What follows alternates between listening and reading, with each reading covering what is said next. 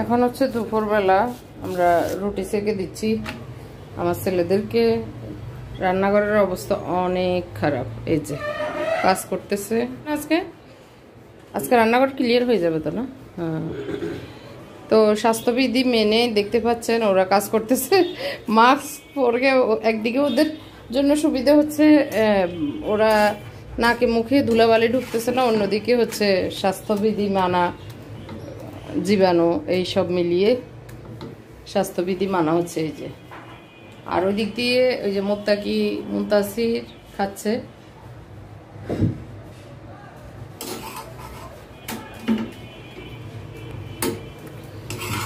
তো আসলে সকালে মানে যতগুলো চাকা হয়েছে রুটি খাওয়া হয়ে গিয়েছে। এখন হচ্ছে দুপুরে ওরা ভাত খাবে না, ওরা রুটি খাবে। তো আমি আসলে বানিয়ে রেখে দিই যাতে গরম গরম ছেঁকে দিলে খেতে মজা পায়, সেই জন্যই।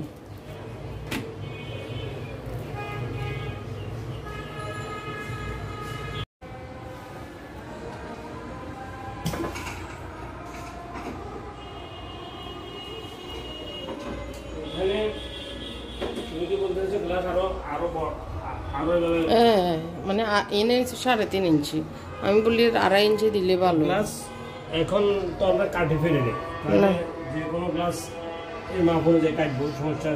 এখন হচ্ছে মাগরিবের পরে। হ্যাঁ, আমি আসলে মাথা ব্যথা করতেছে, তো আমাকে আমার হাজব্যান্ড এই যে নাস্তা বানিয়ে দিচ্ছে। হচ্ছে সকালের ভাজি, মানে পাতাকপি ভাজি দিয়ে স্যান্ডউইচ বানিয়ে দিচ্ছে হচ্ছে পাউরুটি দিয়ে।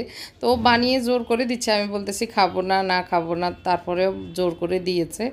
তো বাধ্য হয়ে খাচ্ছি আর কি। তো আসলে মহব্বত করে কোনো কিছু দিলে না খেয়েও পারি না, উনিও খাচ্ছে, আমাকেও বানিয়ে দিল, তো ভালোই লাগে। আমার এই শোকেসটায় কিছু কাজ করাচ্ছি, কারণ হচ্ছে এখানে যে ডোরগুলো দেওয়া হয়েছিল এটা হচ্ছে একটা পার্টিশন, আর এখানে মাঝখানে যে পার্টিশন আমি আগে গ্লাস ডোর দিয়েছিলাম, এটার সমস্যার কারণ হচ্ছে গ্লাস ডোরের কারণে এই কর্নারগুলো ভেঙে গিয়েছে, যার কারণে জিনিসপত্র মানে ভেঙে যাওয়ার কারণে গ্লাসগুলো খুলে রাখতে হয়েছে। যার কারণে ভিতরে যে জিনিসপত্র রেখেছি সব ধুলাবালিতে আসলে কয়েকদিন পরে মোছামাছি অনেক কষ্টদায়ক হয়ে যাচ্ছে।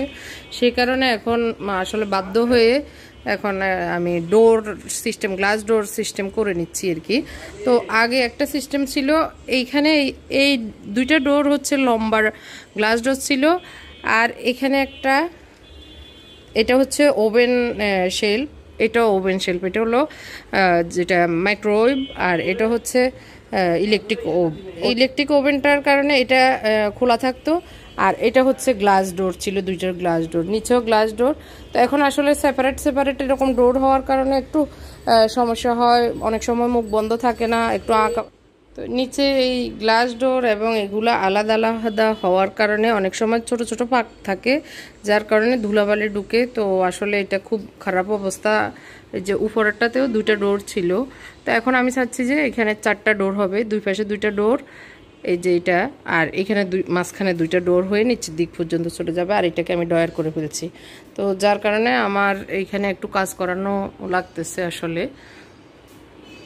তো এই কারণে এই জিনিসপত্র এখনও রাখা হয়নি, যেগুলো আসলে সামনে কার্টনে ছিল সেগুলো এখন আপাতত রেখেছি। আবার এগুলো ধুয়ে মুছে ক্লিন করে রাখা অনেক একটু সময়ের ব্যাপার, অনেক কষ্টেরও ব্যাপার।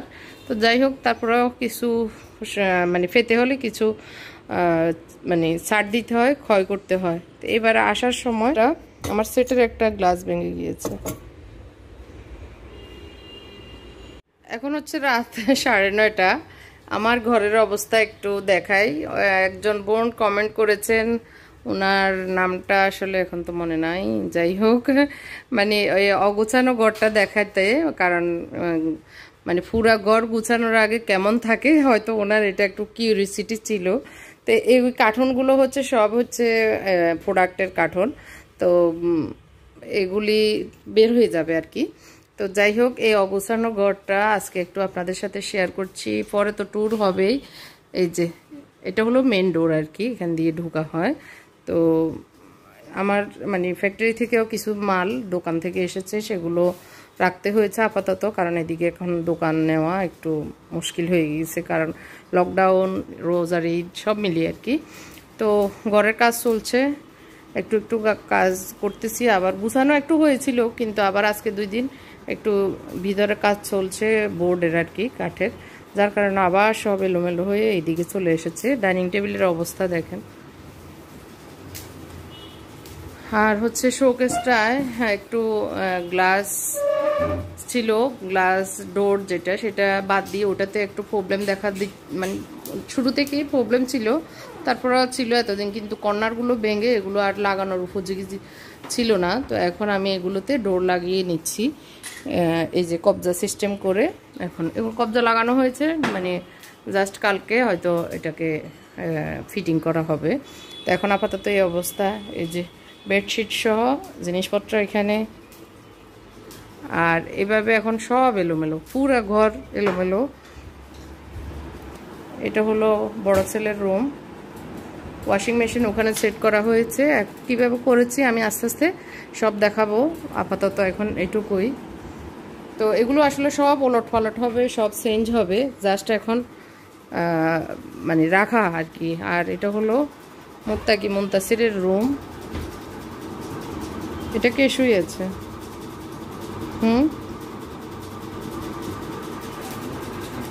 তো এখন আসলে গুছিয়েও লাভ নাই, কারণ রান্নাঘরের অনেক জিনিস আবার এই রুমে আসছে। রান্নাঘরের কাজ যেহেতু চলতেছে, ওভেন চলে আসছে এখানে।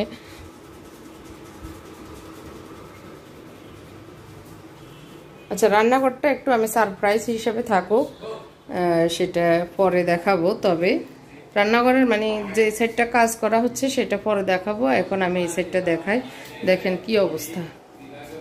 তো এগুলি সবই আসলে ধুইতে হবে, মোছামাছি করতে হবে, অনেক কাজ রমজানের আগে এগুলো শেষ হবে আল্লাহর রহমতে, আশা করি আর কি।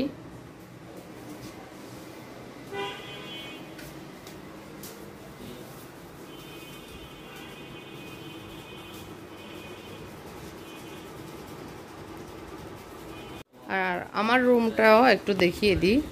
আমার রুমের অবস্থা যা, এখন রাত যেহেতু 9টা 9:30, একটু আগে মিস্ত্রি গিয়েছে। তো সারাদিন আমরা এই রুমে বন্দি ছিলাম।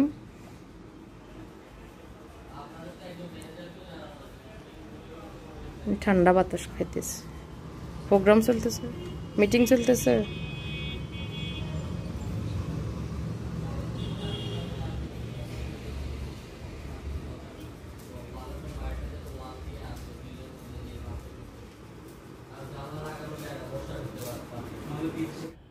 বাইরে ভালোই ঠান্ডা বাতাস, মানে খুব মিষ্টি ঠান্ডা ঠান্ডা এরকম আর কি। বাইরের দৃশ্যটা দেখছি খুবই নিরিবিলি। এই সময়টা আসলে অন্য সময় হলে অনেক রাস্তায় গাড়ি ঘোড়া আওয়াজ থাকতো, এখন তো সেই গাড়ি ঘোড়া নেই লকডাউনের কারণে। তো একটু বারান্দায় বসে ভালোই লাগছে, বাইরের দৃশ্যটাও দেখছি। উনি ওনার মিটিং করছে বাইরে বসে আর কি। আর আসলে মিস্ত্রি ছিল সারাদিন, আমরা একটা রুমে বন্দি ছিলাম। তো এখন যে প্রোডাক্টটি আসলে আজকে আমি শর্ট একটা ভিডিও দিয়েছি, হয়তো আপনাদের অনেকের কাছে ভালো লেগেছে। তো এটা নিমা ব্লেন্ডার আমার আছে। আমার নিচের পার্টটা আগে মানে আমি অনেক আগে কিনেছি, তো তখন কিন্তু উপরের পার্টটা সহজ ছিল না, এখন এইটা 2টা পার্ট মিলিয়ে এসেছে। তো আমি নিচের পার্টটা ইউজ করে অনেক ভিডিওতে দেখিয়েছি। তো এখন তো নতুন বাসন এসেছে, উপরেরটা একটা অংশ আর নিচেরটা একটা অংশ। তো উপরের অংশ দিয়ে ব্লেন্ড করার যত আইটেম আছে, জুস করা, ব্লেন্ড করা, আদা রসুন পেস্ট করা, সবই করা যায়। আর এই ছিদ্র দিয়ে আমরা যখন মেয়োনিজ করি তখন এই ছিদ্র দিয়ে তেল দিতে পারি। আবার অনেক সময় পানি কম হলে কিন্তু ছিদ্রটা দিয়ে পানি দেওয়া যায়। আর ব্লেডটা অনেক শার্প, অনেক ভালো ধারালো। আর নিচের অংশটা দিয়ে সব পাউডারের অংশ, নিচেরটাতে পানি দিয়ে কোনো কিছু করা যাবে না, না হয় একটু হালকা শর্ট করবে। তো উপরের অংশটা হচ্ছে ভেজা জিনিসের জন্য, নিচেরটা হচ্ছে মানে শুকনো আইটেমের জন্য। তো একসাথে নিচে উপরে দিয়েও কিন্তু করা যায়, একসাথে ধরেন নিচেরটাতে শুকনো আইটেমগুলো পাউডারের জন্য দিয়ে দিয়েছি, আর উপরেরটাতে ভেজা জিনিসগুলো দিয়ে দিয়েছি, তাহলে একসাথে হয়ে যায়। আবার দরকার হলো আমার ভেজা জিনিস ব্লেন্ড করার দরকার নেই, ওইটা আলাদা রেখে দিবেন। আর শুকনো আইটেমটা করার সময় এটাকে সুইচটা এভাবে চাপ দিয়ে ধরে রেখে, মানে চাপটা ছাড়া যাবে না, যতক্ষণ চাপ দিয়ে রাখবেন ততক্ষণ মানে ব্লেন্ড হবে। তো চাপ দিয়ে রেখে ঢাকনাটা দিয়ে পাউডার করতে দিয়ে দিবেন, তাহলে সুন্দরভাবে হয়ে যায় আর কি। আর ক্যাপসুল কাটার যারা নিয়েছেন অনেক খুশি হয়েছেন, অনেক বোনেরাই মানে হ্যাপি। এই ক্যাপসুল কাটারটা আল্লাহর রহমতে আপনাদের পছন্দ হয়েছে, তো এটিও খুবই ভালো। আপনারা এটিও আপনার রান্নাঘরে যারা এখনও নেন নেই আর কি, খুবই সীমিত স্টক, লিমিটেড স্টক। আপনারা চাইলে এটা আর যেটুকু আছে আপনারা আমার কাছ থেকে নিতে পারেন। ওটারও 3-4টা কালার আছে। আর এই দুইটি প্রোডাক্ট আপনার রান্নাঘরে রাখলে আপনার রান্নাঘরের কাজ অনেক সময়ও বেঁচে যাবে, অনেক সহজও হয়ে যাবে। এই জন্য বলবো এটি অবশ্যই আপনার রান্নাঘরে এই দুইটি প্রোডাক্ট রাখতে পারেন। এখন হচ্ছে রাতের খাবার তৈরি করছি।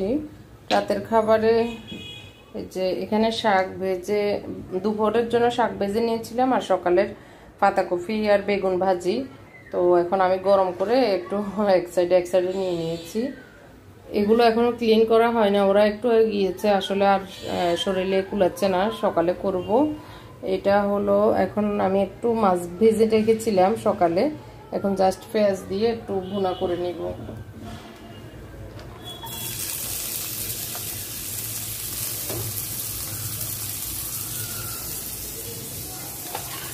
বাজিগুলো নিয়ে যেত, তো সকালে আসলে আবার ওরা আসলে কাজ করতে গেলে আবার এগুলো ময়লা হবে, তো তারপরেও কিছু করার নেই। এখন মোটামুটি কিছু একটু করে খেতে তো হবে এটা আর কি।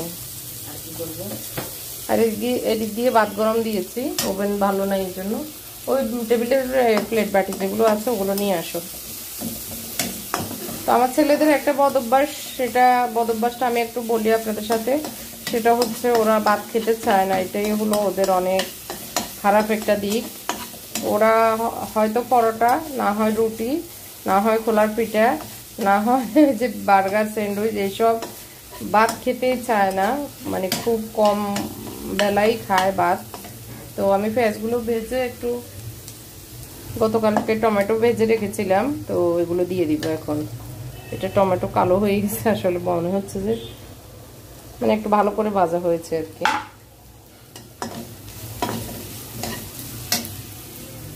মাছ হচ্ছে কয় পিস ওদের জন্য। আর আসলে এখানে একটু অন্ধকার হয়ে গেছে রান্নাঘরটা, লাইট দিতে হবে আর একটু।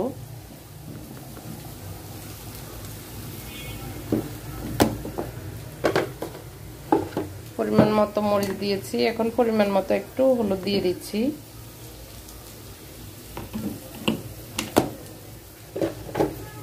আর দিয়ে দিচ্ছি লবণ।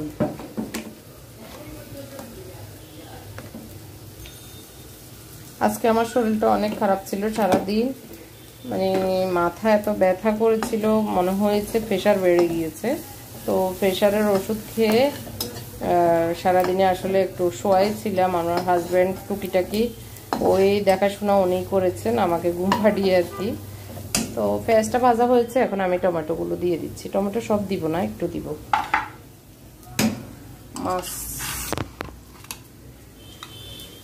মাছ অনুযায়ী টমেটো বেশি হয়ে যাবে, এই জন্য অর্ধেক দিয়েছি।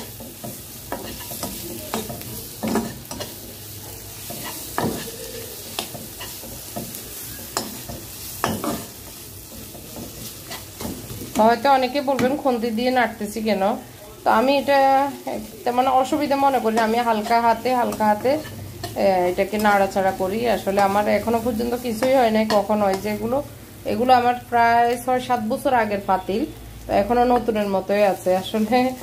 তো ইউজ তো প্রতিদিনে করছি, যখন লাগতেছে তখনই করতেছি, তেমন মনে হয় ক্ষতি হবে এরকম মনে হয় না। তো আসলে হাতের কাছে এই খুন্তিগুলো থাকে, এগুলো দিয়ে আমি নাড়াচাড়া করতে আমার মানে একটা হয় না, ওই যে বাউ হয়ে গেছে আর কি, হাতের একটা অভ্যাস। তো যাই হোক, এখন আমি মাছগুলো দিয়ে দিয়েছি, দিয়ে ভালো করে এগুলোকে ভেজে গরম করে ভালো করে নেড়ে ছেড়ে যতক্ষণ এগুলো কড়াভাবে ভাজা না হবে ততক্ষণ আমি নামাবো না।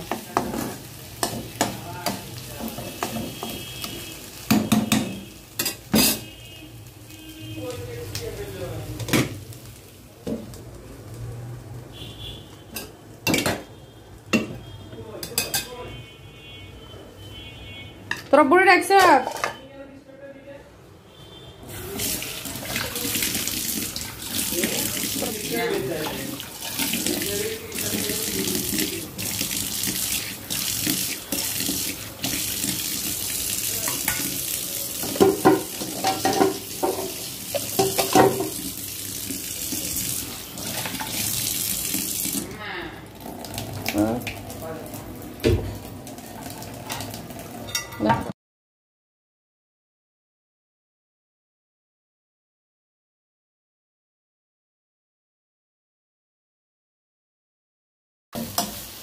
তো মোটামুটি হয়ে গেছে আমার আজকের মাছ ভাজা। এখন আমি নামিয়ে নিব। একটু জুম করে ধরস না রে। সরিষার তেল দিয়ে ভেজে নিয়েছি।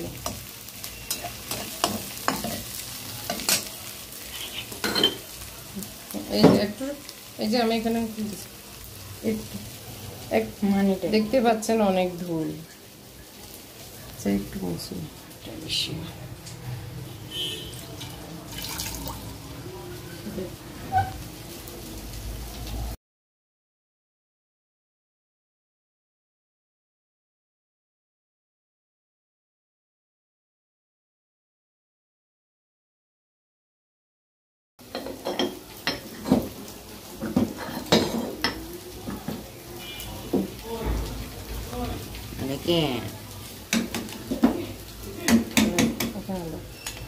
এখানে আমি একটু দিয়ে দিচ্ছি জিরা পাউডার, অল্প একটু, একদম কম। জিরা পাউডার দিলে একটু গ্রান হয়, খেতে ভালো লাগে, মাছ হবে। এই যে দেখ এখানে ডালু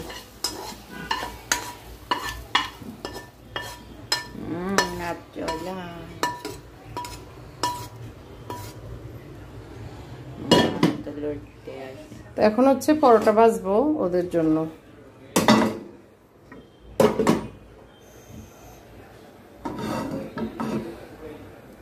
তো এখন এগুলো আসলে মোছামাছি করলেও লাভ নাই, সকালে ওরা আবার 9টা চলে আসবে। তো তারপরে সকালে করব, এখন থাকগা, ভালো লাগতেছে না। প্লেটগুলো ধুয়ে শুধু ভাত খাবো এখন।